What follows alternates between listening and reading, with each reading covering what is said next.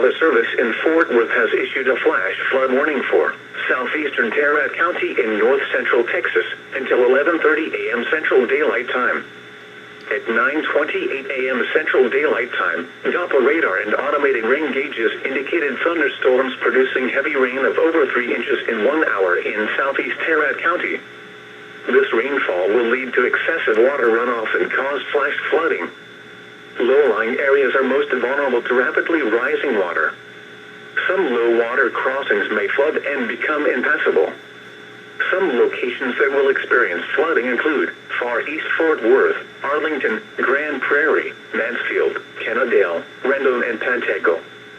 Turn around. Don't drown when encountering flooded roads. Most flood deaths occur in vehicles.